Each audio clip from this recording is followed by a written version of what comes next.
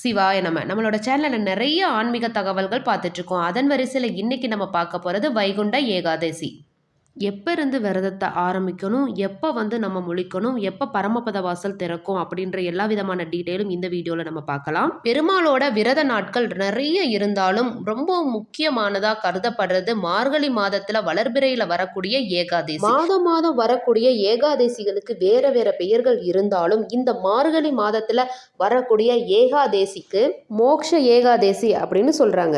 இந்த அற்புதமான நாளில் எவர் ஒருவர் பெருமாளை முறையாக விரதம் இருந்து வழிபடுகிறார்களோ அவருக்கு அனைத்து விதமான செல்வ செழிப்புகளும் கிடைக்கும் அப்படின்னும் வைகுண்டத்துல இடம் கிடைக்கும், அதாவது மோட்சம் கிடைக்கும் அப்படின்னும் சொல்லப்படுது. பெருமாளுக்கு இருக்கக்கூடிய விரதங்கள்ல ரொம்பவுமே உன்னதமான விரதம் அப்படின்னு சொன்னா இந்த வைகுண்ட ஏகாதசி தான்.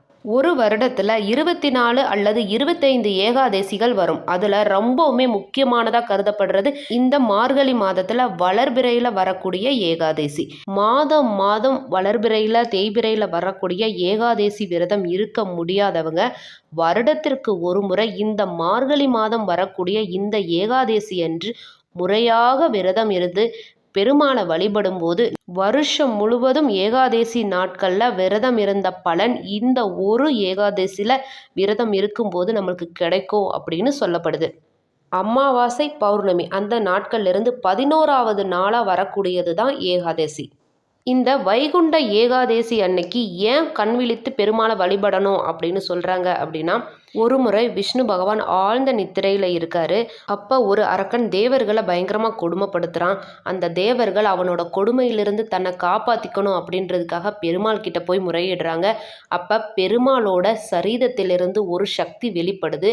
அந்த சக்தி தான் அந்த அரக்கனை அழிக்கிறாங்க. இதை தெரிஞ்சுக்கிட்ட விஷ்ணு பகவான் தன்னோட உடல்ல இருந்து வெளிவந்த அந்த சக்திக்கு ஏகாதசி அப்படின்னு பெயர் சூட்டினதா சொல்லப்படுது.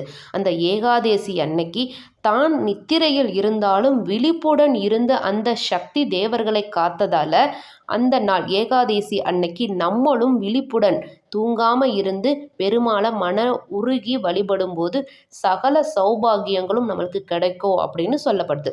அரக்கன் தான் செய்த தவறினை உணர்ந்து பெருமாள் கிட்ட நான் செய்தது தவறு, என்னை மன்னித்து வைகுண்டத்தில் எனக்கு ஒரு இடம் தர வேண்டும் அப்படின்னு சொல்லிட்டு பெருமாள் கிட்ட வரம் கேட்குறாரு.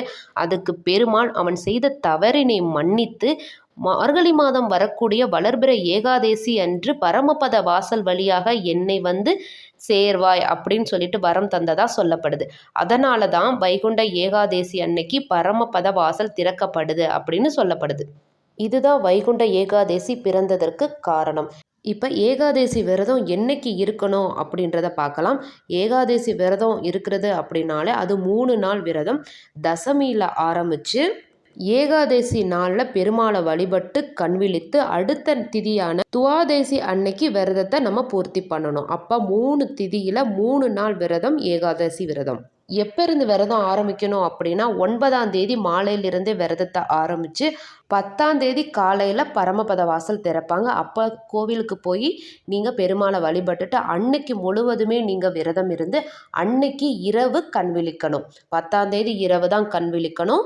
கண் விழிச்சிட்டு அடுத்த நாள் 11ஆம் தேதி துவாதேசி அன்னைக்கு காலையில் பாரணை பண்ணி முடிச்சு நம்ம விரதத்தை நிறைவு பண்ணிக்கலாம். முழுவதும் என்னால் விரதம் இருக்க முடியும் அப்படின்னா விரதம் இருங்க. இல்லைன்னா பால் பழம் அந்த மாதிரி உணவுகளை நீங்கள் எடுத்துக்கலாம். அப்புறம் துளசி இலைகள் 7 இலைகளை தண்ணியில் போட்டு அந்த தண்ணியை நீங்கள் நிறைய குடிங்க.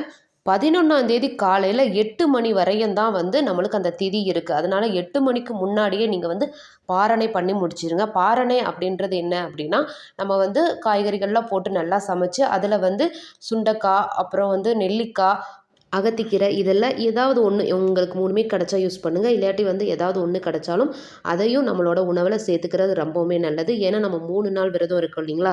ஸோ அதனால் இதை சேர்த்துக்கிட்டால் நம்ம உடம்புக்கு எந்தவித பிரச்சனையும் இல்லாமல் நல்லாயிருக்கும். அதனால தான் இந்த அகத்திக்கீரை, சுண்டைக்காய், நெல்லிக்காய் இதெல்லாம் சேர்த்துக்கோங்க அப்படின்னு சொல்கிறாங்க. ஏகாதசி அன்னைக்கு பெருமாளை போய் பாருங்கள். துளசி இலையால் அர்ச்சனை பண்ணுங்கள்.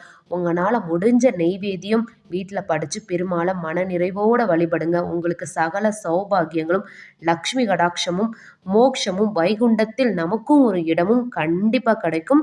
இந்த விரதத்தை தவற விட்டுடாதீங்க. கண்டிப்பாக விரதம் இருந்து சகல சௌபாகியத்தையும் பெறுங்க.